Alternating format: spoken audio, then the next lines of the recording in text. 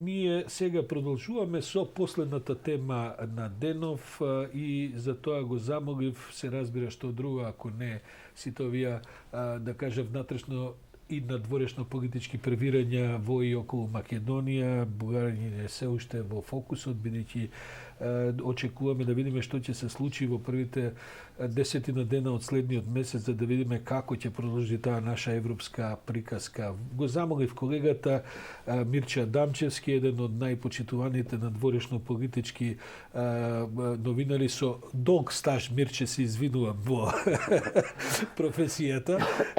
Денеска е Мирче пензионер, меѓутоа во новинарството нема пензија, се додека пишуваш, а Мирче редовно пишува и свој колумнија и се јавува со мислења во други формати. Мирче, добро утро, добре дошол во студиото. Да, добро утро и благодарам на поканата. Мирче, само една мала, да кажем, странична информација. Ти прележа ковид. Како помина? Кој е искуството? Значи, јас Има од тогаш неколку месеци. Дома, како не? Јас бев во првиот бравевме ние, крај на март, почеток на Кога уште не се знаеше баш што точно. Кога не се знаеше, кога се шегувам, на нас се учеа како да се лекува и кога не беа полни болниците, јас бев и во неинфективна лежав 2 недели и многу сум благодарен и на медицинскиот персонал кој што навистина многу професионално се однесуваше и така да 2 недели скоро дома, па 2 недели во болница, па 2 недели уште посета во самоизолација, да речете 6 недели. Последици некакви до денеска? За сега не чувствувам.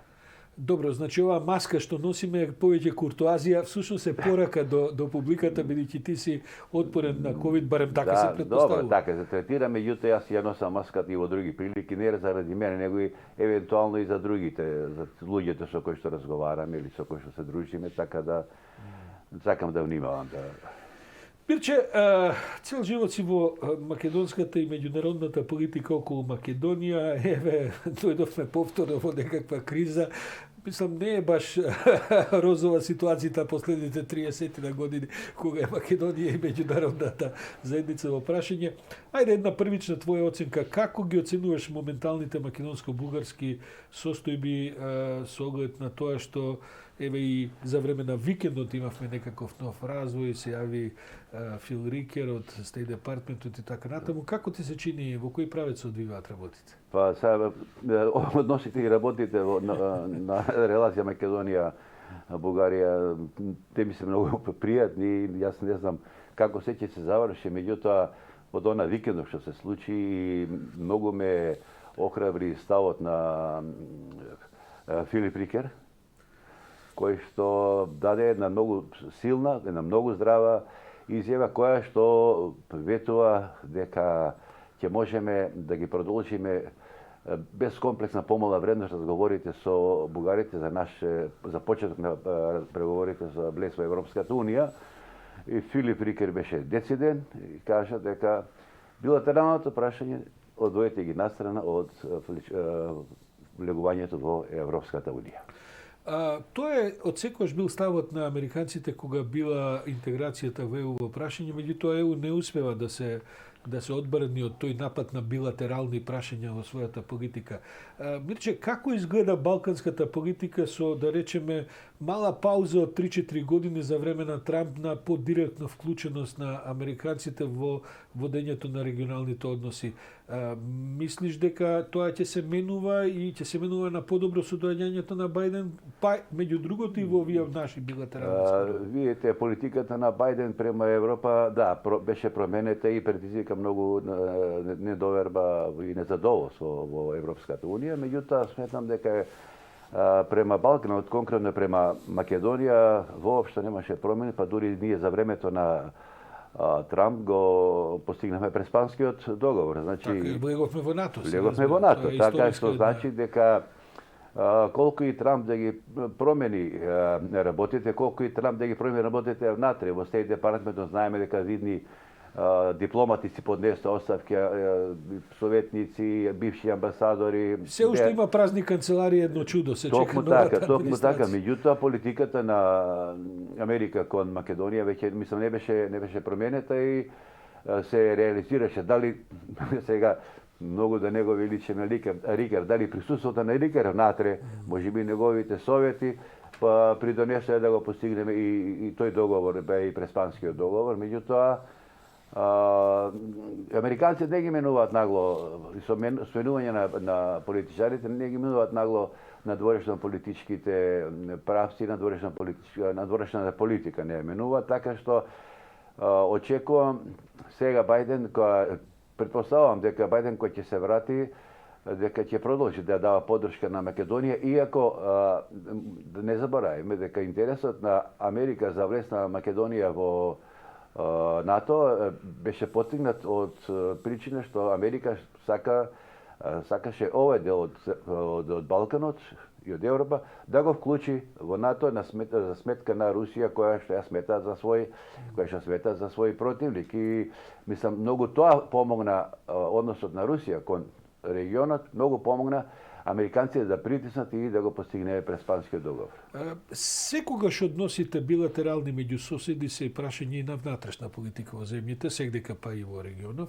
Меѓутоа, некако се чини дека овој пат сме ние некаква епизодна жртва на исклучува внатрешно политички проблеми кои што постојат на бугарската политичка сцена. Им доаѓаат избори, владата на Бојко Борисов се клати и тоа драматично и тогаш во таква ситуација навистина еден релативно минорен партиски партнер во владата како што е овој Каракачанов, кој што не може да освои ни прагот на предпоставките за влез во парламентот, ја префрли топката во оваа област. Сепак, тоа што се случува во Софија секогаш било предмети на руски интерес. Софиските коментатори велат дека Каракачанов е прилично јасна екстензија на некакви источни интереси кај нашиот источен сосед. Ја спомна Русија и нејзиниот однос кон Америка и така натаму. Практично оваа политика на Бугарија оди на воденицата на зголеменото влијание на Русија на Балканот. Токму така, во право сте, да не заборавиме не само Каракачанов, него и председателот Радев. Бугарскиот председател Радев важи за човек кој што е можеби не близок, меѓутоа кој што чувствува некакви сентименти кон Русија. И русите во овој момент нема потреба ништо да чепка за нашето влегување во Европската унија. Бугарите ја вршат нивната улога. Русите беа незадоволни македонците кога влегоа во НАТО, кога станаме членка на НАТО. Не го крија тие тоа. Не го крија и претходно и после тоа и тие сметат и мислам нема да го заборават. Тоа јас претпоставувам и има некои сознанија дека нема да се откажат од притисоците врз Македонија и да се направат. И сега со односот на Бугарија кон Македонија гледаме какви се реакциите кај нас, веќе може да дојде до политичка криза, а тоа сето ќе биде ќе служи за посмев. Русите ќе ни се посмеват, гледате вие сами си правите кризи, сами си правите тоа, ние нема потреба да чепкаме ништо. А уште поважна работа која што може Русија да направат е да евентуално да направат етнички тензии кои што одново ќе ја дестабилизираат Македонија. Значи во една реченица Русите не сакаат стабилна Македонија затоа што ќе има секој нешто некое место, некаде жарчиња кај што може искри да испливаат. Така, за деконцентрација на западните фокуси. Токму така, а дестабилизацијата на Македонија па не оддалечува нас од европските интеграции. Значи ние мораме да бидеме едно стабилно општество кое што ќе мора да ги спроведува тие 30 на поглавја. 30 поглавја не може да се спроведуваат во услови на дестабилизација и политички кошмар. Ако добро разбирам тоа, значи дека дури ако не се случи отворање на поглавјата и преговорите во декември, ситуацијата не е толку безнадежна и изгубена. Предпоставам дека и целата следна година е година во која што ќе има датуми за можни отварања на преговорите. Сигурно дека ќе биде тоа, дека ќе биде така, дотолку повеќе што јас очекувам, да го кажа пред со доаѓањето на Бајден да се заврти кон Бугарија, бидејќи во своите програмски начала тој има најава на борба со корупцијата во светот воопшто, а особено во земјите кои што не се демократски, во кои што царуваат, да речем така наречени олигарси или мафија, и сметам дека Бајден ќе притисне многу, можеби и врз дури и врз премиерот Борисов, Секако и врз председателот Радев. Во тој програмски текст што го спомнавте за Бајден, објавен во Foreign Affairs, а тоа е за како ќе биде неговата надворешна политика, корупцијата завзема едно од позначајните, позначајна тема за која што тој ќе се зафати. И тоа не само во Америка, него и надвор од Америка. Па да, се однесува имено за граѓанските општества, граѓанските општества, не почитување на човекови права во држави каде што не се почитуваат човековите права, во држави каде што има корупција. Па тоа е практично навраќање на традиционалната меѓународна улога на американците во после Втората светска војна дури. Што имаш известна пауза сега за време на Трамп, меѓутоа продолжуваат кај што застанаа. Да, меѓутоа прашање сега колку наследството на Трамп ќе му возбужи на Бајден за еден мандат за 4 години, сето тоа да го врати на линија на која што беше спроведувано во Америка, да рече Америка нели ширеше својата демократија, сега некој пат може би со мерки кои што не беа прифатливи од неговите противници или конкуренти, но знаете што тоа е борба на великаните и тие како ќе се решат, може би да се договорат нешто, може се, но ние малите треба да бидеме да се определиме. Јас во една од моите колумни напишав дека добро е за малите, за мравките, кога може да ги предвидат чекорите на слоновите додека танцуваат. Со Трамп тоа одеше малку тешко, сега се надевам дека ќе се врати американската политика на ниво на предвидливост, ако ништо друго, за да не ве прегазат додека тие тераат некои крупни политики за кои вие не мора да сте свесен. Мирче, бидејќи опсегот на вашиот интерес е многу поширок од колку само Македонија, Бугарија и така натаму во регионот. Каква е состојбата регионална во оваа, да кажем, политичка смисла? Каква е оценката? Вчера се протера српските и црногорските амбасадори, па Вучич го врати црногорскиот амбасадор. Еве ние проблемите со Бугарија се општо познати и така натаму.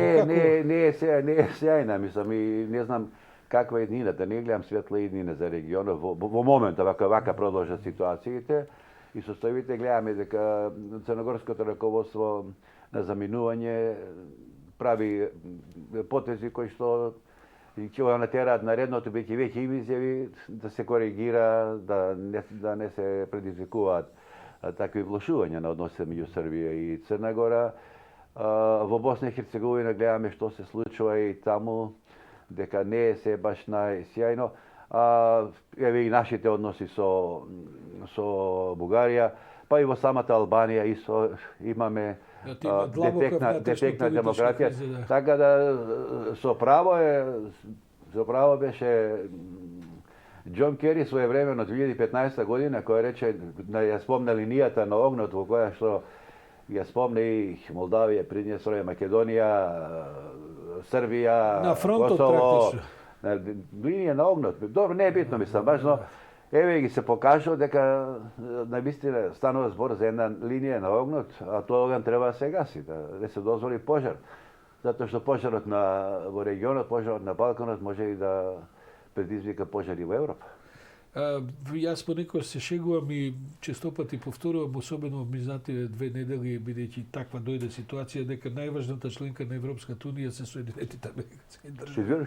Дека најважната членка на Европската унија се Соединетите американски држави, кои што се разбира не се членки, така. Меѓутоа, за да се обезбеди таа проточност на политиката и така, европјаните се реално блокирани заради своите односи и така натаму, сепак им лекна на европјаните сега со Бајден, видите одма не поминаа 24 часа од изборите кога завршија, почна да фрчат честитки од сите страни до Бајден. Само еве Русија се уште чека официјално да го прогласат за 2 недели, 14 има собир на електоратите на 14 декември, кога треба електорите да го прогласат. Меѓутоа, видите, Америка е сепак сојузник голем сојузник и поддржувач на тие трансатлантски односи кои што Бајден ги наруши. Имаше веќе беше Трамп ги наруши. Трамп ги наруши, веќе беше подготвен договор за еден таков економски трговски договор трансатлантски, но Бајден Трамп се вмеша и ги направи работите како што ги направи. Потоа околу НАТО почна да ги кара. Па беше доведено прашање. Дури се плашеа дека što pravime sa Amerikanci ako se poveliče što ostanujeme, nije sami. Pa počna Macron da zborува, francuski predsjedatelj Macron počna da zborува za Evropska armija, za evropske vojske, se konsultira, ima i neku inicijativi da se napravi nešto od ta nastoga, zato što Evropa ne je sigurna koji utre drugen će dojde na čelo na Amerika. Znači ovo prilog na vaš stav za Amerika. Mirče, za kraj, kakva je sustojbата во Москва? Бидејќи еден дел од експертизата сепак те во детали следење на ситуацијата во Русија. По моментов Русија се преокупирани со коронавирусот, затоа што тој, за разлика ако се ќаја дека правиме разговор тогаш пред неколку месеци на почетокот кога беше кризата, русите беа во една ситуација благопријатна, немаше многу заразени, немаше многу смртни случаи, но сега таму галопираат и рекордни бројки се достигнуваат во впрочем како и во целиот свет, меѓутоа и таму невидено досега во Русија, значи тие се прекупирани во моментот со тоа. Ги интересира ситуацијата, еве уште се отвара фронт, значи за каде што ново место каде што има руски мировници или војници. Тоа се во Нагорно Карабах, значи ги имаме на неколку места, сега и во Нагорно Карабах, Русија ќе има своји војски, ги има во Приднестровје, во Молдавија. Русите гледаат кон Молдавија, се промени таму, има председателка нова, да очекува како таа ќе ги новите односи како ќе ги воспостави. Потоа ги интересира како ќе биде односот со Белорусија и развојот на настаните таму, за тие го поддржа Лукашенко, но веќе денови има најави дека Лукашенко сака да се сврти одново кон Запад.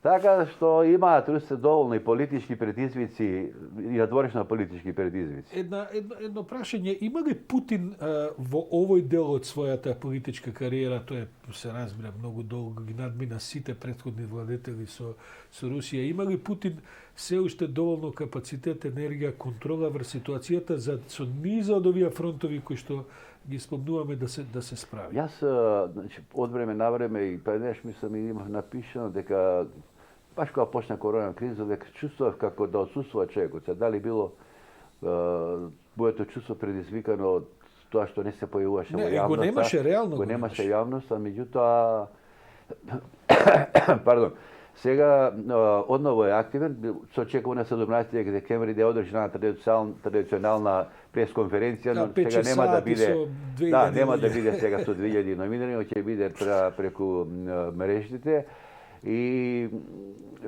најновите показатели зборуваат дека сепак има уште доверба во населението. Таа доверба веројатно се гради и врз антиамериканската реторика, затоа што тој вели дека нашите односи се толку лоши, што полоши не може да станат. Бајден е исто и лисе ситар и тој не е вчерашен, тој е, ако беше Трамп бизнисмен и кој пред се го интересираше бизнисот, после политиката и гледавме во неговите настапи. Така наречената трансакциона политика. Кога трчаше да продава оружје, продава водека, направи, мислам, со тоа се фалеше. За разлика од него, Бајден е бил као сенатор, се сретнал дури и со Андреј Громико, значи 70-тите години. Не знам кој памти од публикава што гледа која беше таа историска личност Громико. Затоа и сега се повикуваат многу аналитичари дека треба Бајден ќе води сметки за тоа, значи ги знае приликите какви биле во Советскиот сојуз за тоа време. И како сенатор и еден од поглавните во тие надворешни политички комитети, што ја водел политиката, како успеа Реган, а потоа и Џорџ Буш постариот, како успеа да ја по еден мек пат да гурнат комунизмот, значи како може да се води една соодветна политика. Значи Бајден е многу искусен и сигурно и на Путин нема да им биде лесно, но на една забелешка на Бајден се сретнал со Путин и му рекол не гледам душа во твоите очи, за разлика од Џорџ Буш помладиот, кој што после првата средба рече ја видов душата во неговите очи. Овој вика не видов душа, а Путин вика ние добро се разбираме меѓу себе. Така што очекувам да видам се како ќе се разберат двајцата. Ќе биде мислам доста интересно. Путин е како британската кралица, ќе испрати и ќе дочека многу американски претседатели. Токму така. Вака сега, интересно е ова. Значи, 2024 му истекува мандатот на Бајден, 2024 му истекува мандатот на Путин. Па има ли му Путин има пас направено со промена на уставот до 2036. До сега има, мислам, 5 или 6 американски председатели. Ќе бидат уште 5-6 како што стоја. Клинтон, Буш помладиот, Барак, Обама, Трамп, еве го сега Бајден, така што може и други председатели да ги има во неговиот, што викаат, послужен список. Мирче Адамчевски, колега и експерт за меѓународни односи, благодарам за ова гостување во утрински брифинг. Се надевам дека вака за наутро ќе поттикнеме луѓето да евентуално отворат малку и меѓународно очи, а не само внатрешно политички во Македонија. Ви благодарам поканата. Задоволство.